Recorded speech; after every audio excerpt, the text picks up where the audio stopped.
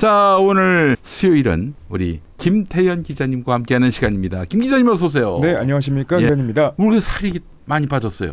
요즘 건강관리를 열심히 하려고 살을 열심히 빼고 건강관리를 낮에는 열심히 이제 방송하고 그리고 기사 보고 그리고 기사도 쓰고 뭐 아직 지금 보내지는 못하는 기사들이 좀 있지만 재판정에도 가고 재판정에는 이제 갈 예정이고 아직은 못 가고 있고요. 그리고 앞으로 이제 어떻게 더 잘할 수 있을까 열심히 고민 중입니다. 그래요. 알겠습니다. 아이고 김용현 걸 보고 나니까 갑자기 예전 그 검찰 얘기가 갑자기 하나 떠올랐는데 그 한동훈 지금 대표가 연루가 돼 있던 검언유착 사건 때 그렇죠. 그때 이제 중앙지검에 1, 2, 3, 4차장이 윤석열 그 당시 검찰총장의 지령을 받고 그 당시 중앙지검장이었던 이성윤 지검장한테 같이 옷을 벗자. 수사 그만하고 다 같이 옷을 벗고 나가자 이런 얘기를 해요. 근데 이게 너무나도 그 속셈이 뻔했던 게 그러니까 이제 이성윤을 그만두게 하려고 1, 2, 3, 4 차장이 그 윤석열 끈앞풀인 1, 2, 3, 4 차장이 이성윤 지검장 우리하고 같이 벗읍시다. 야 근데 너희하고 이성윤하고 같냐? 너무 웃겼던 게 그때가 어떤 딱 시기였냐면 한동훈의 휴대전화를 압수수색을 해서 중앙지검이 휴대전화를 갖고 있던 시기였어요. 그래서 이거를 비밀번호를 풀려고 여러 기술들을 계속 찾고 그리고 시도를 하고 있던 시기였는데 수사가 계속되면은 이게 이제 핸드폰이 풀릴 수 있으니까 이성윤을 옷을 벗게 하자라는 게 전략이었던 것 같아요. 그때는 심지어 검찰총장으로까지 오르락내리락 하고 있었으니까요. 근데 이성윤 검사장이 요 그 속셈을 알고 있었죠. 그래서 사표를 안 내는데 그 중에 이제 1차장이 김욱준 그 1차장이었을 거예요. 그 사람이 이제 적극적으로 그 사표를 내니까 그게 이제 법무부까지 들어갑니다. 그래서 추미애 그 당시 법무부 장관이 바로 그냥 수리했다고. 그 바로 수리한 게 아니라 이 사람 사표 그러니까 지금 그 1차장 사표 낼 때까지 퇴근 안 할 테니까 사표 내고 가라고. 낸다는 얘기만 했고 아직 실제 안 냈을 때는 실사표가 아직 오진 않았어.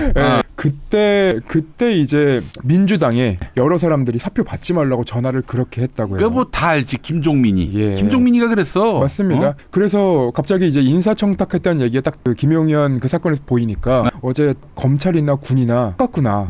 사실은 이런 공무원들은 인사 같고 또 재정 중에 특활비도 있습니다. 그렇죠. 이런 걸로 얘네들 컨트롤하는 거예요. 특활비도 아까 제가 말씀하시는 거 들으면서 무슨 생각을 했냐면 윤석열 검찰총장 때 이 중앙지검이 전국에서 가장 큰 그 검찰청인데 사실상 대검 중수부가 사라진 뒤로는 서울중앙지검이 그 역할을 다 하고 있는 거죠. 그렇죠. 이성윤 지검장이 있는 동안에는 수사를 해야 되는데 특활비를 안 내려보내가지고 굉장히 고생했다는 얘기도 제가 이성윤 지검장은 또 특활비를 안 내려보냅니까? 이 양반. 아이고 그러니까 왕따를 당하지. 그러니까 이게 검찰청 내에서 수사를 할 때 사용하라고 특활비를 내려주는 거죠. 이게 공식적으로 쓸 수 없는 돈들이 있을 거 아닙니까? 예를 들면 이제 테러범을 잡는다던가 아니면 이제 마약 범죄자들을 몰래 이제 잡아야 된다던가 그런 거는 예산으로 바로 쓸 수 없으니까 특활비를 사용을 하는 건데 수사 자체를 하기 어렵게 만들어 놓는 경우도 있었다는 거예요. 그때는 특활비를 안 내려보내서. 글쎄 그 특활비로 정말 수사하는 데만 쓰면야 그 뭐가 문제가 될까 싶기도 하고 말이죠. 이제 그게 뭐 한마디로 얘기해서 경력금, 떡값 이런 형식으로 잘못 쓰이니까 그러니까 국민들이 분노하고 있는 것이고요. 기억이 난 게 윤석열 검찰총장이 이제 검찰총장 말기에 이제 그만둘 때쯤에 갑자기 이제 전국 순방을 해요. 맞아요. 그래서 그 대전에 있는 뭐 자기가 그 측근들이라고 할 만한 사람들한테 찾아가서 뭐 그때 이제 들리는 소문으로는 특활비가 꽤 많이 나왔다 이런 얘기도 검찰 내부에서 들렸던 걸로 제가 알고 있거든요. 그때 쥐가 곧 그만둘 거면서 너 그때 그 전국 돌아다닐 때 이 친구가 이제 그 환송 받으려고 다니는구나 그 느낌을 나도 받았거든. 그렇죠. 근데 그때 쥐가 특활비를 썼다. 야, 근데 그런 거 좀 제어 감독 못했습니까? 우리 이제 박범계 법무부 장관이 뭐했어요 그때? 그렇죠. 저도 그게 너무 의문이고요. 정말 참 웃기는 양반. 이네 진짜. 그리고 윤석열 검찰총장의 특활비 금고지기가 있습니다. 그 사람들이 윤석열 검찰총장이랑 검찰에서 계속 같이 이제 근무를 하던 사람인데 대통령실까지 같이 따라가면서 윤석열 검찰총장의 특활비를 어디다 그렇게 썼을까라는 부분은 그 사람이 입을 안 열면 사실 알 수 없습니다. 네, 그래요. 알겠습니다. 자, 오늘 저 김태형 기자님과 또 이야기 보따리 풀 텐데 지금 응급실 문제가 심각합니다. 그렇습니다. 너무너무 심각하고 지금 여러분들 지금 그 매체들이 보도하는 걸로 그 심각성을 생각하면 안 돼요. 현장에 한번 가보세요. 윤석열이 말대로 응급실 한번 가보면은 나라가 없구나. 각자 도생이구나라는 걸 느끼실 거예요.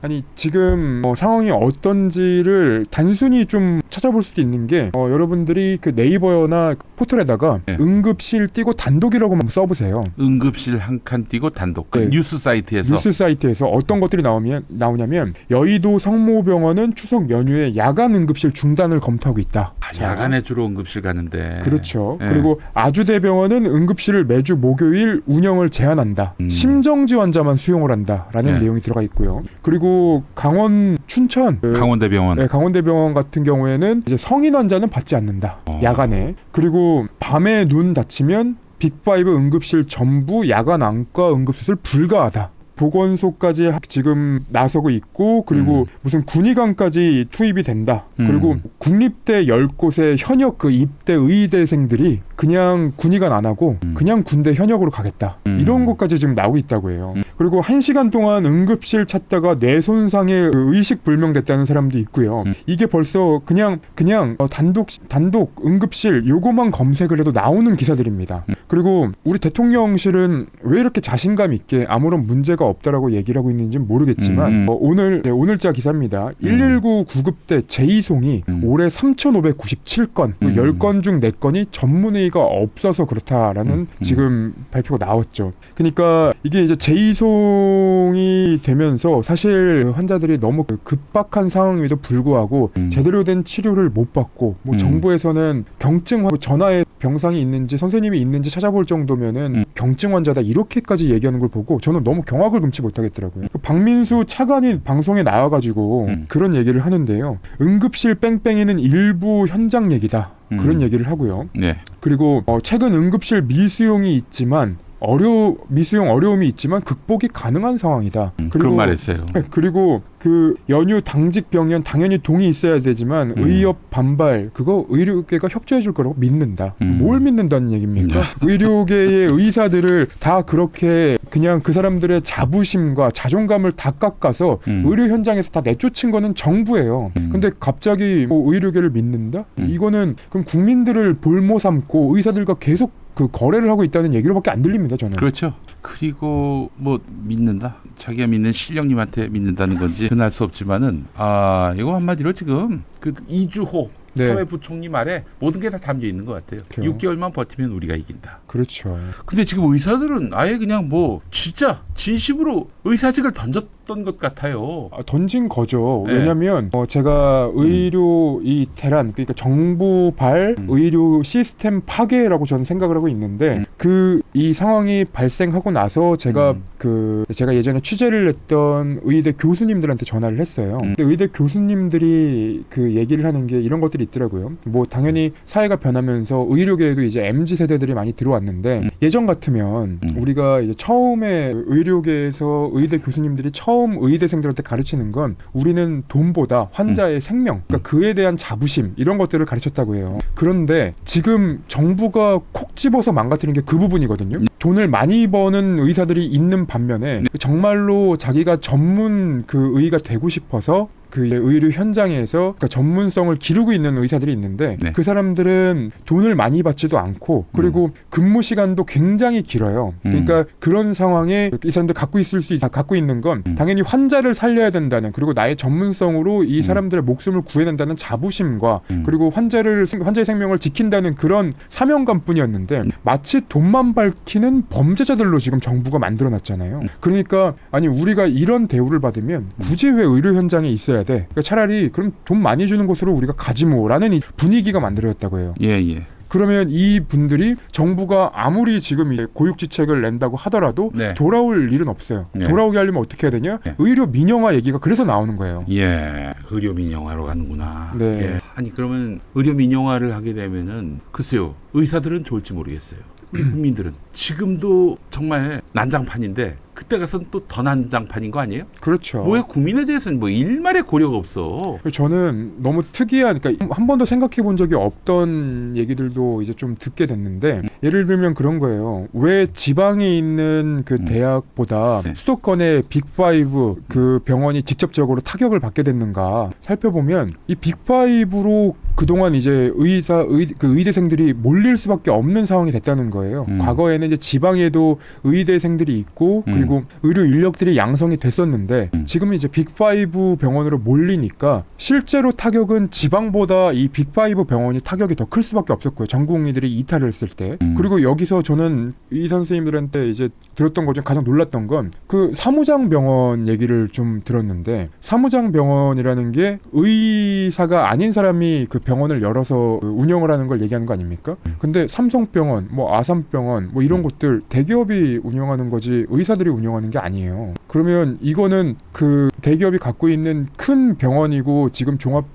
큰 병원이고 굉장히 지금 이 필요한 어떤 상황이긴 하지만 이거는 그럼 사무장 병원이 아닌가라는 생각을 또 하게 되더라고요. 이번에 의료 그 대란이 커지면서 사실은 가장 큰 문제가 되고 있는 건 원래 전쟁이 나도 그 의료기관 몇 군데는 계속 정상적으로 가동이 돼야 됩니다. 근데 정상적으로 가동이 안 되고 있다는 건 지금 우리 정부가 거의 뭐 전시 상황에 필적할 만큼 그리고 전시 상황에도 운영이 돼야 되는 그 병원들을 아예 그냥 운영이 안 되게 만들어 놨다는 거예요. 그러면 이것만으로도 사실은 정부에는 큰 책임이 있는 거거든요. 근데 지금 의료 지금 제대로 병원이 그러니까 응급실이 운영되고 있다 이런 식의 주장을 한다는 거는 국민들을 너무 바보 취급하는 거죠.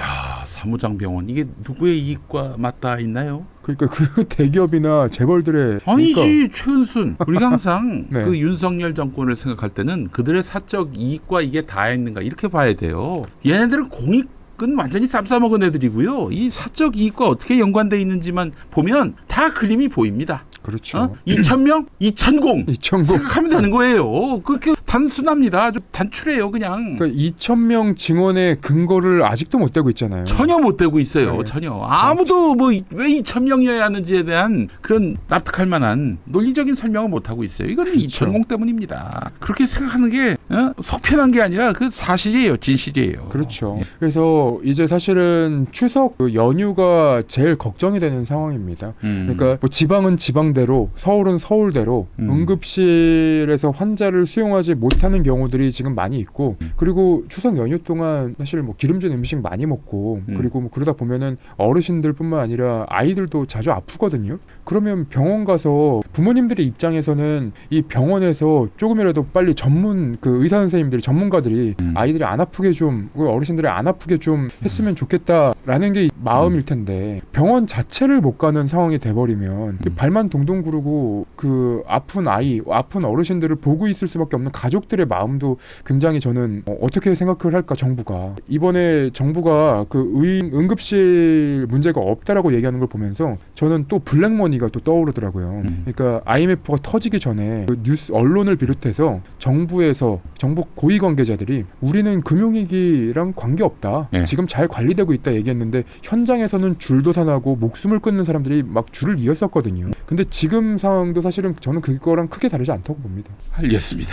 답이 없는 정권이네요. 빨리 좀 이게 어떻게든 가닥을 잡아야 할 텐데 우리 국민들이 사실은 지금 들고 일어날 일들은 차고도 넘치는데 이 당장 응급실에 갈 수 없는 이런 상황에 지금 점점 다가가고 있단 말이죠. 네. 이럴 때도 지금 바라만 보고 있는 이 현실이 얼마나 참 무력감을 많이 느끼실까 그런 생각도 들고 사실 그 총선 때 그래서 야당에게 몰표를 주시다시피 했는데도 달라지지 않는 현실에 더 자존감을 느끼시는데 방법이 없어요. 이제 1대1로 맞다이로 붙는 수밖에 없는 것 같아요. 그 선거 진짜. 때 이제 다들 얘기했던 게 200석을 못 넘으면 그 크게 달라질 게 없을 것이다라는 회의적인 얘기도 했었는데 그래도 윤석열이가 관료 출신이고 현실 정치 위에 서 있는데 막 나갈 수 있겠는가 그런 생각은 또 해봤는데 그건 너무 아니한 생각이었다는 그렇죠. 그런 느낌도 들고 말이죠. 제가 이제 최근에 책 하나를 읽고 있는데 어떻게 극단적인 소수가 다수를 지배하는가 그 제목이 그런 책이에요. 근데 거기를 보면 기득권들이 이 기득권을 놓지 않기 위해서 하는 행동들이 나와 있는데